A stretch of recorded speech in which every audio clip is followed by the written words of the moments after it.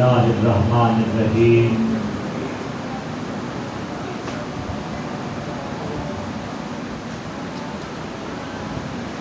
وَإِذِ ابْتَلَىٰ إِبْرَاهِيمَ رَبُّهُ بِكَلِمَاتٍ فَأَتَمَّهُنَّ قَالَ إِنِّي جَاعِلُكَ لِلنَّاسِ إِمَامًا صدق اللہ مولانا العظیم وبلغنا رسولہ النبی الکریم ونحن علی ذلک لمن الشاہدین والشاکرین والحامدین والمؤمنین والمطمئنین والحمد للہ رب العالمین۔ درود پاک پڑھی اللہم صلی علی سیدنا و مولانا محمد وعلی آل سیدنا و مولانا محمد وبارک وسلم۔ الصلاۃ والسلام علیک یا سیدی یا رسول اللہ وعلی آلک و اصحابک یا سیدی یا حبیب اللہ۔ لی خمسۃ نطفی بہا حر الوباء الحاطمہ المصطفیٰ والمرتضیٰ وابناہما والفاطمہ ما بعدهم من نسلهم قد جاءنی من قبلهم العابد والباکر والصادق والکاظم ثم الرضا ثم التقی ثم النقی ثم الصلی ثم مہدی ہادیا حضرت امام الخاتمہ۔ محترم و مکرم و معظم و محتشم قبلہ دل و کعبہ جان صاحبزادہ سید اطہر حسین شاہ صاحب نقوی مقدس اللہ العالی، علماء کرام، مشائخ عظام، برادران شریعت و طریقت و حقیقت و معرفت، الحمدللہ ثم الحمدللہ کہ نجاستوں کے پیکر ہوتے ہوئے طہارتوں کے امام کی بارگاہ میں حاضری نصیب ہو۔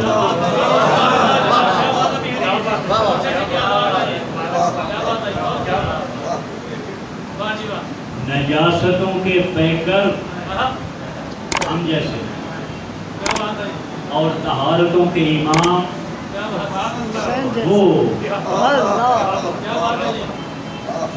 اور ہم جیسوں کو اپنے ذکر کے لیے منتخب کر رکھا ہے، اپنی محبت کے لیے چن رکھا ہے۔ یاد رہے ہم حاضر نہیں ہوتے، نہ ہم محفل سجاتے ہیں، نہ ہماری اتنی وقت ہے، نہ ہماری اتنی اوقات ہے، نہ ہماری اتنی حیثیت ہے۔ حقیقت الامر یہ ہے کہ نہ ملے کا شب بیدارانو یہ مل پوے تا گناہگارا، نہ ملے کا شب بیدارانو۔ محبوب ہے نا، محبوب بے نیاز ہوتا ہے، اس کی صفت یہ ہے کہ وہ بے نیاز۔ نہ ملے تا شب بیدارانو یہ مل پوے تا گناہگارانو، نہ ملے تا لالا جڑیاں نو مل پوے تا چکڑ بھریاں۔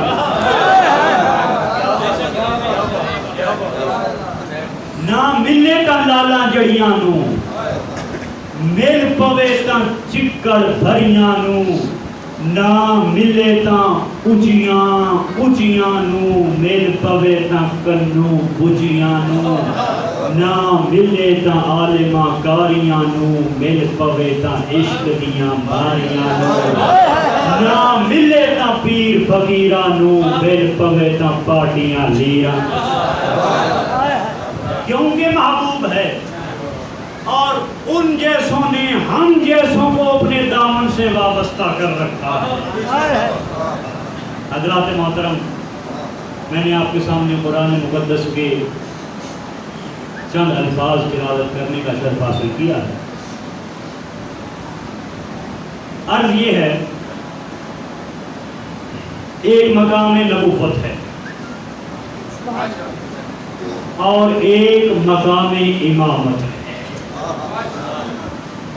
ایک منصب نبوت کا ہے, ایک منصب امامت کا ہے. اب جو منصب نبوت ہے وہ کسبی نہیں ہے. کوئی یہ نہیں کہہ سکتا کہ میں اتنی نمازیں پڑھوں, یا میں اتنے روزے رکھوں, یا میں اتنی تہجد گزاری کروں, یا میں اتنی عبادات ریاضات کروں, مجاہدے کروں, یا میں اتنی قربانیاں دوں تو مجھے نبوت مل جائے گی. نعرہ تکبیر.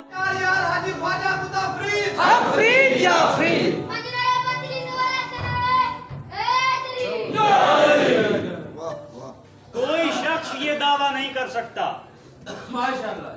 کہ عبادات سے, ریاضات سے, مجاہدوں سے, قربانیوں سے اس کو نبوت حاصل ہو جائے, کیونکہ یہ کسبی نہیں ہے. ذالک فضل اللہ یؤتیہ من یشاء, جس کو وہ چاہتا ہے اس کو عطا کرتا ہے.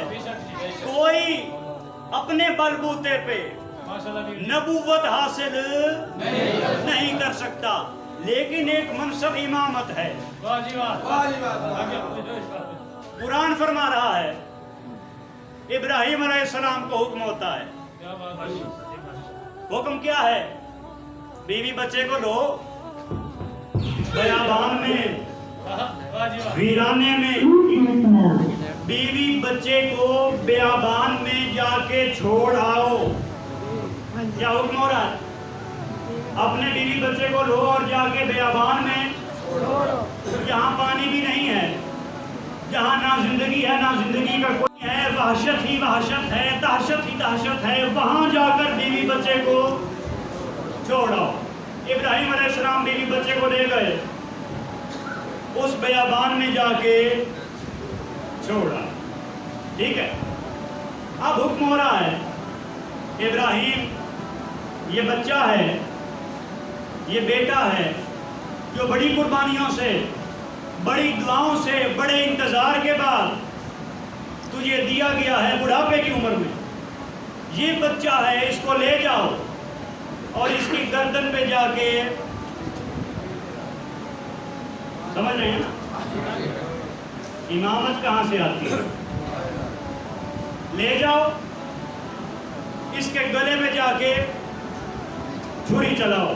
ابراہیم علیہ السلام بیٹے کو لے گئے, حکم خداوندی پورا کیا ہے.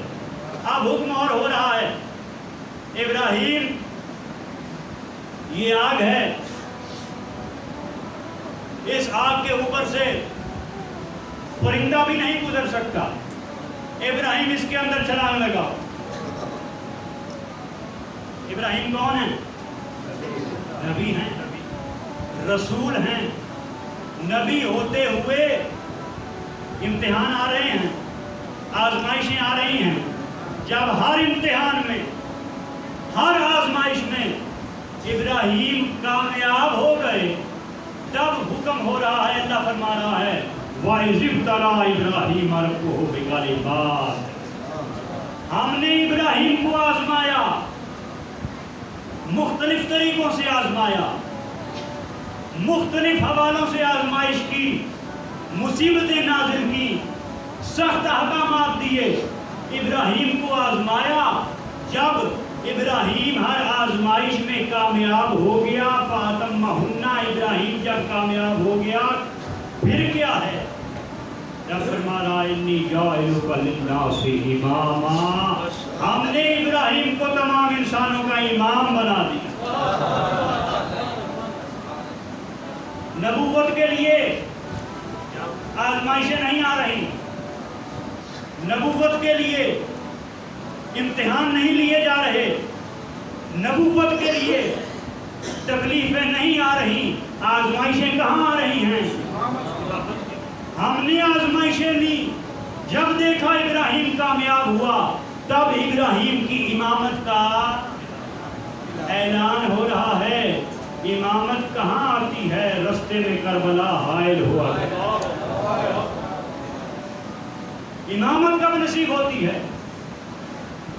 मासूम अली असगर को अपने हाथों से दफनाना। यार एक साहबी हाजिर हुए, अर्ज की या रसूलल्लाह सल्लल्लाहु अलैहि वसल्लम, मुझे आपसे बहुत मोहब्बत है। अल्लाह, मुझे क्या है? आपसे बहुत मोहब्बत है। दावा मोहब्बत, दावा इश्क किया जा रहा है, बहुत मोहब्बत है। फरमाया अच्छा तू मोहब्बत का दावा कर रहा है? ये बिल्कुल, मैं दावा मोहब्बत का कर रहा हूँ। फरमाया अगर दावा मोहब्बत का कर रहा है तो फिर आजमाइशों के लिए, तकलीफ़ों के लिए, मुसीबतों के लिए, परेशानियों के लिए तैयार हो, क्योंकि तूने दावा मोहब्बत का किया है। ये जुबान से करना, जुबान से दावा मोहब्बत का करना बहुत आसान है। जो जबान से दावे मोहब्बत के कर रहे थे वो काबे के चक्कर काट रहे थे।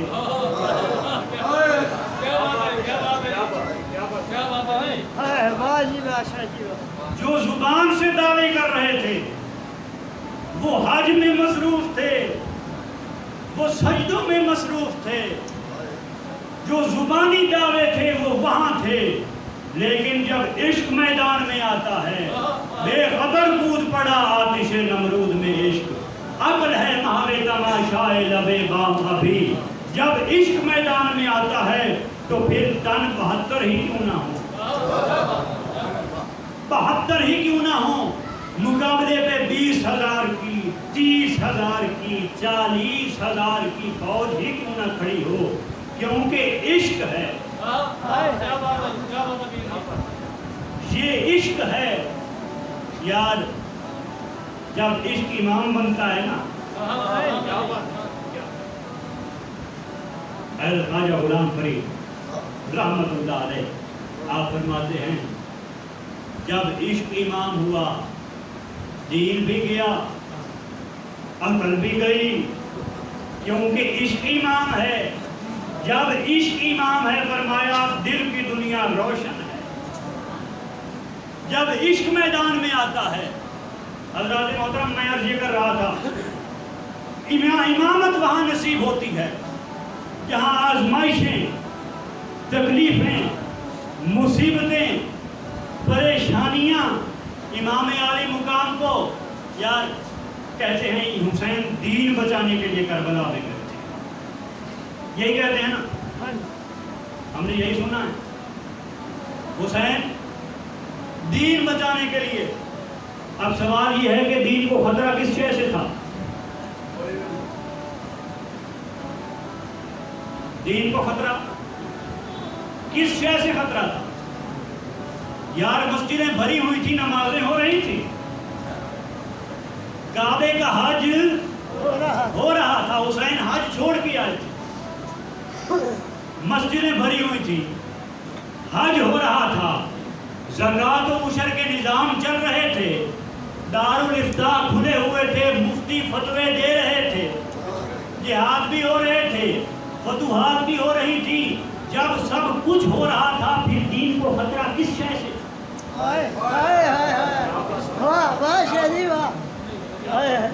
ऐसा मालूम हुआ ये जरूरी नहीं कि दीन को खतरा हमेशा बाहर से हो, कभी कभी खतरा अंदर से भी हुआ। इस्लाम को खतरा कुफ्र से नहीं था, वाज़ेह कर लीजिए, इस्लाम को खतरा कुफ्र से नहीं था। खतरा किस शय से था? दीन को खतरा मलूकियत से था। जब रसूल के निज़ाम खिलाफत को, इस्लाम का निज़ाम खिलाफत है, इस्लाम का निज़ाम मलूकियत नहीं था, जब निज़ाम खिलाफत को मलूकियत में तब्दील किया गया, हुसैन मैदान में आए।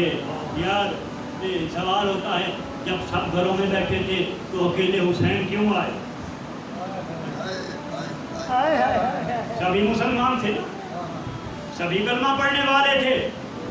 جب سب بیٹھے تھے گھروں میں، یہ 72 کیوں آئے حکومت کے مقابلے پہ، فوج کے مقابلے پہ؟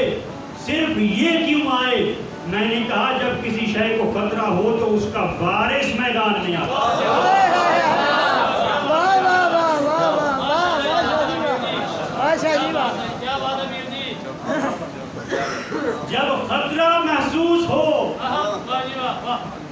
تو تکلیف کس کو ہوتی ہے؟ وارث کو۔ جو وارث ہو، وارث میدان میں آیا۔ حسین نے ملوکیت، یار جب بھی ملوکیت نے انا ربکم الاعلی کے دعوے کیے ہیں نا، چاہے وہ ملوکیت فرعون کی صورت میں ہو، چاہے وہ ملوکیت حامان کی صورت میں ہو، چاہے وہ ملوکیت شداد کی صورت میں ہو، چاہے وہ ملوکیت نمرود کی صورت میں ہو، چاہے وہ ملوکیت ابو جہل کی صورت میں ہو، چاہے وہ ملوکیت یزید کی صورت میں ہو، جب بھی ملوکیت آئی ہے مقابلے پہ کسی نہ کسی کو کھڑا کیا گیا ہے۔ جب ملوکیت نے انا ربکم الاعلی کے دعوے کیے، حسین میدان میں آئے۔ حسین ملوکیت کے ساتھ اس شان سے آ کر ٹکرائے، حسین نے شریعت کو بادشاہوں کے ہاتھوں سے چھین لیا، فقیروں کے ہاتھ میں پکڑا۔ یہ اتنا بڑا مجمع ہے، اس مجمع میں کوئی قادری ہوگا، ہے نا؟ میں خود بھی قادری ہوں۔ جی جی جی۔ کوئی قادری ہوگا، کوئی چشتی ہوگا، کوئی سہروردی ہوگا، کوئی نقش بندی ہوگا، کوئی سنی ہوگا، کوئی شیعہ ہوگا، کوئی بریلوی ہوگا، کوئی دیوبندی ہوگا، کوئی اہل حدیث ہوگا، ہے نا؟ یہ مقابل فکر ہے نا۔ اب سوال یہ ہے کہ انسان کی فطرت تو یہ ہے کہ وہ بادشاہوں سے اپنی نسبتیں قائم کرتا تھا، فقیروں کے ساتھ نسبتیں کون قائم کرتا ہے؟ نسبتیں تو بادشاہوں کے ساتھ قائم کی جاتی تھی۔ اس پوری کرۂ ارض میں کوئی بابری نظر آئے گا، کوئی شاہ جہانی نظر آئے گا، کوئی اکبری نظر آئے گا، کوئی عالمگیری نظر آئے گا، ارے کوئی یزیدی نظر؟ حالانکہ انسان اپنی نسبتیں بادشاہوں کے ساتھ قائم کرتا ہے، فقیروں کے ساتھ نسبتیں۔ لیکن یہ کیا ماجرا ہے؟ کوئی قادری ہے، کوئی چشتی ہے، بادشاہوں کے ساتھ کیوں نہیں ہو؟ تم حنفی ہو، شافعی ہو، حنبلی ہو، مالکی ہو، تم منصوری کیوں نہیں ہو؟ تم تیموری کیوں نہیں ہو؟ تم ہارونی کیوں نہیں ہو؟ یہ کیا ہے؟ معتصم باللہ کو کیوں بھول گئے ہو؟ تم ہارون الرشید کو کیوں بھول گئے ہو؟ تم کو بڑے بڑے تاجوں والوں کو، تختوں والوں کو کیوں بھولے بیٹھے ہو؟ فقیروں سے نسبتیں کیوں ہیں؟ کربلا بتاتی ہے جب ملوکیت کے ساتھ حسین ابن علی ٹکرائے، شریعت کو بادشاہوں کے ہاتھوں سے چھین لیا، فقیروں کے ہاتھ میں پکڑا لیا۔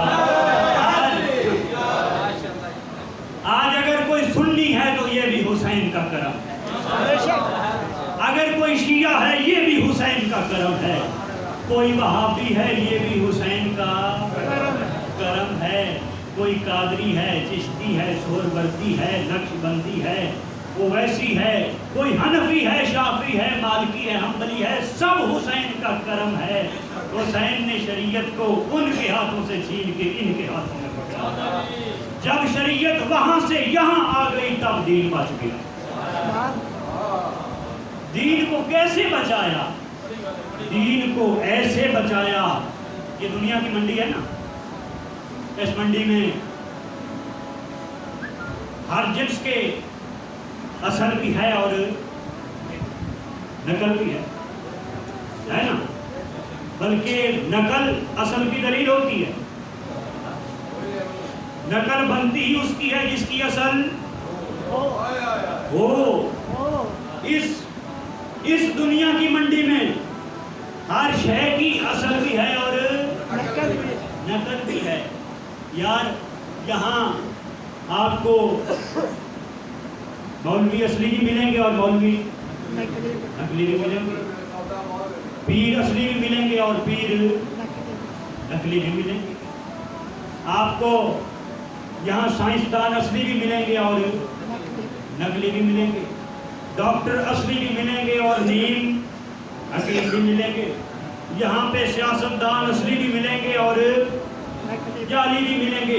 حتیٰ کہ نبوت کا دعویٰ کرنے والوں نے نبی اصلی بھی آئے اور نبی جعلی بھی نبوت کے دعوے ہوئے. انا ربکم الاعلیٰ خدائی کے دعوے بھی اسی زمین پر کیے گئے. لیکن اسی دنیا کی منڈی میں ایک جنس ایسی بھی ہے جس کی اصل ہی اصل ہے, نقل تیار ہو سکتی ہے.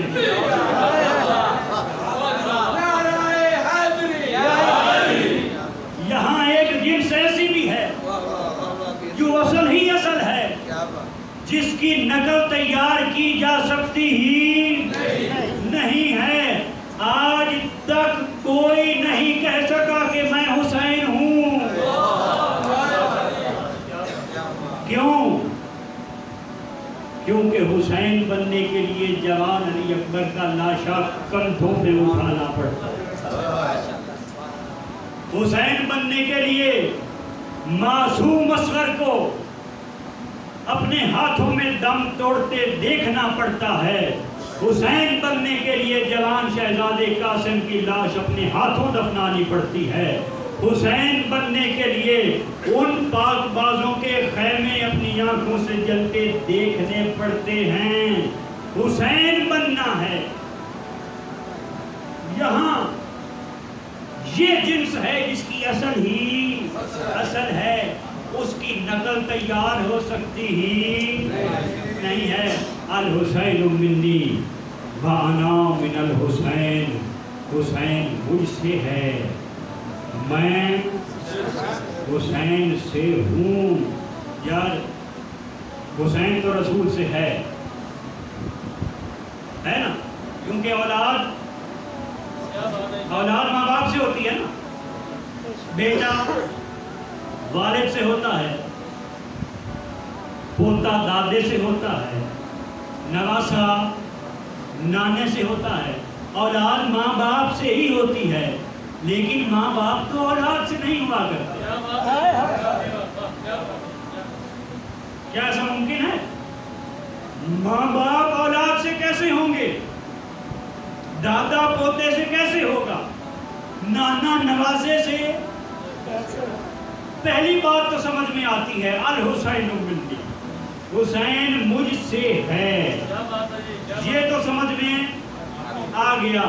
لیکن یہ جو دوسرا جملہ ہے وَأَنَا مِنَ الْحُسَيْنِ, میں حسین سے ہوں, یہ معاملہ سمجھ نہیں آتا. تو علماء حدیث جب اس پہ غور کرنے بیٹھے نا, بہت کوششیں کی, بہت سر جوڑے, نتیجہ یہی نکالا کہ حسین رسول سے اس لیے ہے کیونکہ رسول کا دین حسین, رسول حسین سے اس لیے ہے کیونکہ رسول کا دین حسین سے ہے. فاطمہ کی گود سے لے کر کربلا تک حسین رسول سے تھا. فاطمہ کی گود سے لے کے کربلا تک حسین رسول سے تھا, لیکن کربلا سے لے کے قیامت تک رسول حسین سے. کربلا سے لے کے قیامت تک رسول حسین سے ہے. انما یرید اللہ لیذھب عنکم الرجس اہل البیت. وہ فرماتا ہے میں نے اہل بیت سے رجس کو دور کر دیا. کس کو دور کر دیا؟ رجس کو. رجس کیا ہے؟ ناپاکی ہے، پلیدگی ہے، ہر قسم کی ناپاکی، ہر قسم کی پلیدگی. فرمایا میں نے رجس کو دور کیا. اب اگر ہم یہ شکوہ کریں کہ وہ فلاں ہے، وہ اہل بیت کا ذکر کیوں نہیں کرتا، وہ اہل بیت سے قریب کیوں نہیں ہے، اللہ نے فرمایا ہے میں نے دور کیا ہے.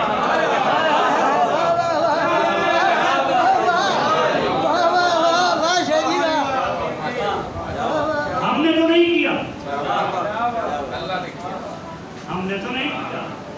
وہ فرماتا ہے میں نے رجس کو دور کیا ہے.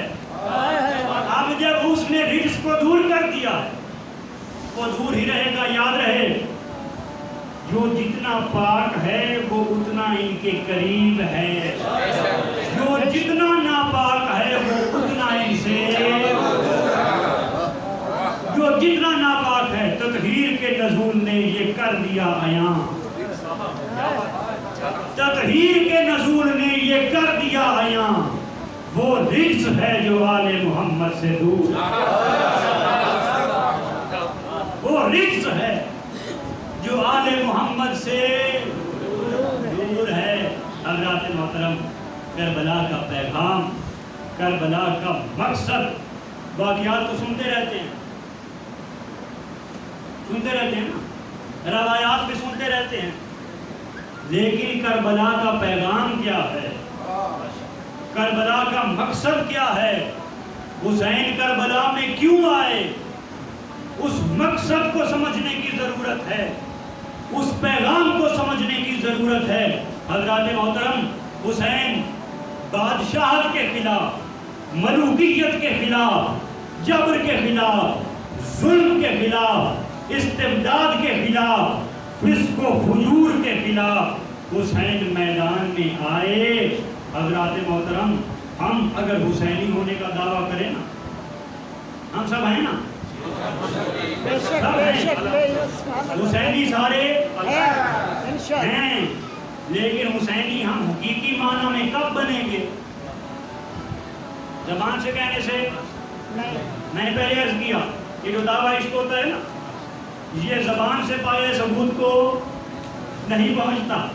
حسینی بنیں گے کب؟ حسینی تب ہوں گے جب مقصد حسینیت کو اپنایا جائے گا. ہم حسینی کہلانے کے حقدار اس وقت ہوں گے.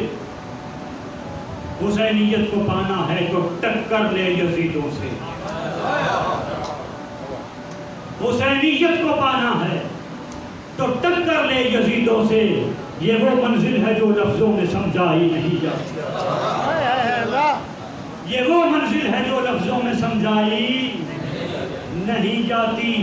حسینیت کو وہی اپنائے گا جو اپنے دور کے یزیدوں کے خلاف کھڑا ہوگا. یزید صرف کل نہیں تھا، کل بھی تھا، آج بھی یزید ہے، کیونکہ اس کی سوچ موجود ہے، اس کی فکر موجود ہے. حسینیت بھی موجود ہے، یزیدیت بھی موجود ہے. یاد رکھیے گا، اگر صرف کل کے یزید پر لعنت کرتے رہیں اور آج کے یزیدوں کے سامنے ہاتھ باندھ کے بیٹھے رہیں،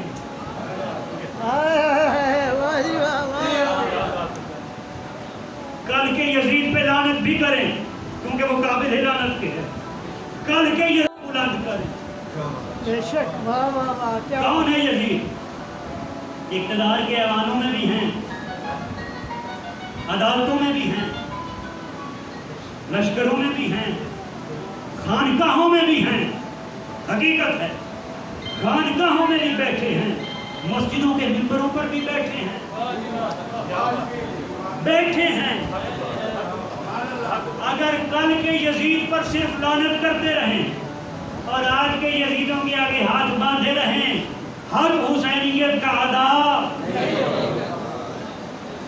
حق تب ادا ہوگا جب اسوہ حسینی کو اپنایا جائے گا.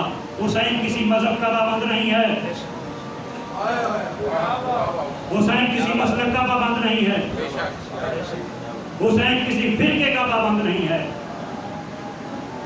हुसैन सुन्नियों का नहीं है, हुसैन शियों का भी नहीं है, हुसैन सिर्फ मुसलमानों का भी। हुसैन इंसानियत का दूसरा बल्कि पहला नाम है। हुसैन इंसानियत का पहला नाम है। जहां इंसानियत होगी वहां हुसैनियत होगी। नाराए तकबीर, नाराए रिसालत, हुसैनियत जिंदाबाद, हुसैनियत जिंदाबाद, यजीदियत मुर्दाबाद। कोई ये ना समझे कि वो हुसैन का ठेकेदार है। याद रहे वो गुरु नानक था ना, सिखों का बानी था, बाबा गुरु नानक। आशूरा आया, उसने कहा अपने चेले को, बाबा गुरु नानक चेले को कहता है नियाज पकवाओ, लंगर पकवाओ, हम हुसैन की याद मनाते हैं, नियाज पकवाओ। चेला कहने लगा बाबा जी हुसैन तो मुसलमानों का गुरु है, हम क्यों उसकी याद मनाएं? हमें क्या जरूरत है? वो तो मुसलमानों के नबी का नवासा था, हमारा उससे क्या ताल्लुक है? गुरु नानक ने कहा अच्छा तू मुझसे मोहब्बत करता है?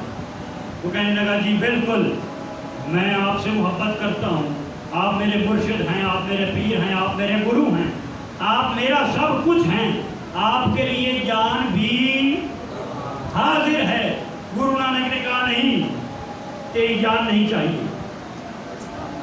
मुझे तुम्हारी जान नहीं चाहिए। एक छोटा सा काम है, मामूली सा काम। क्या है काम? ये है कि घर जाओ और अपनी बहन से जाके निकाह करो। घर जाके बहन से निकाह करो। गुरु नानक चेला कहने लगा हुजूर ये काम मुमकिन ही? उसने कहा भाई अभी तुम कह रहे थे जान भी कुर्बान है, अभी जान भी पेश कर रहे थे, और छोटा सा काम, ये तो मामूली सा काम क्यों नहीं करते? उसने कहा हुजूर जान देना कबूल है। गौर फरमाइए, जान देना मंजूर है, ये काम करना मुझे गवारा नहीं। गुरु नानक ने कहा क्यों? कहता है मेरा ज़मीर इजाजत नहीं देता, मेरा ज़मीर इजाजत नहीं देता। गुरु नानक ने कहा बेवकूफ, इसी ज़मीर का नाम हुसैन है।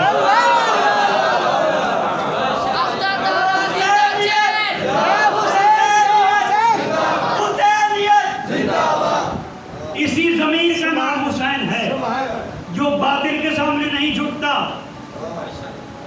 जो नाहक को कबूल नहीं करता, जो जुल्म को मुस्तरद करता है, जो इस्तिबदाद के खिलाफ खड़ा होता है, जो नाइंसाफी को रद्द करता है, जो नाहक को हक नहीं कहता, उस ज़मीर का नाम हुसैन है। यहाँ हुसैनियत है। अपने ज़मीरों के सौदे मत करें। अगर हम हुसैनी हैं, अगर हम हुसैनी हैं, फिर छोटे छोटे टके टके के मफादात पे अपने ज़मीर को बेचना छोड़। सुभान अल्लाह, वाह वाह वाह। हुसैनियत इसका नाम है। हुसैनियत बातिल के सामने खड़े होने का नाम है। जो सर झुकता नहीं है बल्कि डट जाता है, वो सर हुसैनी, वो सर हुसैनी। अल्हम्दुलिल्लाह हमारी निस्बतें उनके साथ कायम हैं। अगर निस्बतें कायम हैं फिर उनकी राहों पे भी चलना होगा, निस्बतों का हक भी अदा करना होगा। फरमाया मेरे आका ने दो चीजें छोड़ के जा रहा हूं, दो चीजें چھوڑ کے جا چھوڑ کے. ایک قرآن، دوسرے اہل بیت دوسرا اہل بیت بیت. یار اگر قرآن ہی ہدایت کے لیے کافی ہے پھر اہل بیت کو چھوڑنے کی کیا ضرورت ہے؟ قرآن ہدایت کے لیے کافی ہے، کافی ہے نا. ہاں جی قرآن ہدایت کے لیے کافی ہے. جب قرآن ہی کافی تھا تو پھر اہل بیت کو چھوڑنے کی ضرورت. کیوں پڑی یاد رہے قرآن صرف تھیوری ہے، قرآن پریکٹیکل نہیں ہے. قرآن کیا ہے؟ قرآن تھیوری ہے، قرآن پریکٹیکل. قرآن نماز کا حکم تو دیتا ہے، یہ نہیں بتاتا نماز پڑھنی کیسے ہے. وہ کہتا ہے نماز پڑھو، اقیموا الصلاۃ. مولا ہم کیسے نماز پڑھیں؟ فرمایا دوسری چیز بھی ساتھ چھوڑی ہے. کربلا میں حسین ابن علی کا آخری سجدہ ہے. دو چیزیں چھوڑی ہیں. نماز قرآن حکم دے رہا ہے، یہ نہیں بتا رہا نماز پڑھنی کیسے ہے. اگر پڑھنا دیکھنا ہو حسین ابن علی کا آخری سجدہ دیکھو. قرآن سخاوت کا حکم دیتا ہے، یہ نہیں بتاتا سخاوت کرنی کیسے ہے. اگر دیکھنا ہو تو حسن ابن علی کی والا سخاوت دیکھو. قرآن طہارت پاکیزگی کا حکم دیتا ہے، یہ نہیں بتاتا کرنی کیسے ہے. اگر عمل دیکھنا ہو، نمونہ دیکھنا ہو، سیدہ کائنات کی زندگی کو اٹھا کے دیکھو. قرآن استقامت کا، ایمان کا، بہادری کا حکم دیتا ہے، تقوی کا، یہ نہیں بتاتا کرنا کیسے ہے. اگر دیکھنا ہو مولا کائنات باب مدینۃ العلم علی ابن ابی طالب کا کردار دیکھو. اس لیے فرمایا دو چیزیں چھوڑی ہیں. اس کی سمجھ نہ آئے تو اس کو دیکھ لینا، اس کی سمجھ نہ آئے تو اس کو دیکھ لینا. یہاں سے یہ بھی ثابت ہوتا ہے سید وہی ہے جو قرآن سے جڑا ہوا. سید وہی ہوگا جو قرآن سے جڑا ہوا ہوگا. سید وہی ہوگا جو قرآن کی عملی تفسیر نظر آئے گا. فرمایا دو چیزیں چھوڑی ہیں، ان دونوں کے دامن سے وابستہ رہو، تم کبھی گمراہ نہیں ہوگے. معصوم علی اصغر کی شہادت ہوئی. امام حسین علیہ السلام نے ان کے کفار کے سامنے لے کر گئے. ہم تو یہی کہتے ہیں، ان کے سامنے، کفار کے سامنے لے کے گئے. فرمایا یہ معصوم بچہ ہے، مجھے تم پانی نہیں دیتے نہ دو. میں حیران ہوتا ہوں جب ممبروں سے کہا جاتا ہے امام حسین نے ان سے پانی مانگا. یہاں پہ میں صوفیانہ نکتہ عرض کروں گا. فرمایا مجھ کو تو اختلاف ہے لوگوں کی بات سے، مجھ کو تو اختلاف ہے لوگوں کی بات سے. مانگا تھا کب حسین نے پانی فرات سے، کر سکتے تھے وضو وہاں آب حیات سے. کرتے نہ کیوں لہو سے کہ دل نہ تھا ذات سے. راہی بقا کو عالم فانی سے کیا غرض، جو بقا کے رستے کا مسافر ہے. راہی بقا کو عالم فانی سے کیا غرض، دیدار کے پیاسے کو پانی سے کیا غرض. دیدار کے پیاسے کو پانی سے کیا غرض. جب معصوم کو لے کے گئے نا، فرمایا مجھے پانی نہیں دیتے نہ دو، لیکن یہ بچہ ہے. کیونکہ اولاد کی تکلیف انسانی فطرت ہے، اولاد کی تکلیف برداشت. فرمایا اس کو تم اپنے ہاتھوں سے 2 گھونٹ اس کے منہ میں ڈال دو. وہ ایک بدبخت تھا، حرملہ اس کا نام ہے. اس نے تیر چلایا، تیر، بچہ معصوم ہے، تیر گلے میں پیوست ہوا، بچے کی آہ بھی نہ نکلی، جان روح پرواز کر گئی. اب یہ منظر ہے. آپ بھی اولاد والے ہیں نا؟ سارے اولادوں والے ہیں. یہ منظر ہاتھ میں معصوم شیر خار ہے، امام کے دونوں ہاتھ خون سے، انی جاعلک للناس اماما، امام کہاں بنتا ہے؟ دونوں ہاتھ خون سے بھر گئے، دونوں ہاتھ خون سے بھرے امام نے۔ اب یہاں پہ تصور کیجئے انسانی جذبات، انسانی کیفیات، انسانی فطرت یہاں کیا کہتی ہے۔ دونوں ہاتھ جب خون سے بھرے امام نے دونوں ہاتھ فضا میں بلند کیے، فرمایا مولا اگر تو حسین سے ایسے راضی ہے نا، اگر تو حسین سے ایسے راضی ہے تو میں تیری رضا میں راضی ہوں۔ یار حسینیت تو استقامت کا نام ہے، حسینیت تو صبر کا نام ہے، حسینیت تو ڈٹ جانے کا نام ہے، حسینیت تو یار کی رضا میں راضی ہو جانے کا نام ہے۔ راستہ حسینیت کا اپنائیے، جب راستہ حسینیت کا اپنائیں گے اپنے بچوں کو کربلا کا پیغام دیا کریں، اپنے بچوں کو درس کربلا دیا کریں، اگر چاہتے ہیں کہ آپ کی نسلیں صاحب کردار بنیں۔ اپنے بچوں کو کربلا کا پیغام دیں، اپنے بچوں کو درس حسینیت سکھائیں، اپنی بچیوں کو، بیٹیوں کو، خواتین کو وہ دربار دمشق میں سیدہ زینب کا کردار بتائیں۔ جب یہ کریں گے تب ہماری نسلیں سنوریں گی۔ اللہ تعالی ہم سب کو ان پاک بازوں کے رستے پہ چلنا نصیب فرمائے، ان کے دامن سے وابستہ رکھے، کیونکہ میرے حضور نے فرمایا جس کے ساتھ محبت ہوگی اسی کے ساتھ اٹھایا جائے گا۔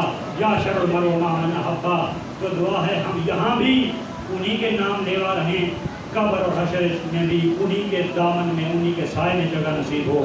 وآخر دعوانا الحمدللہ۔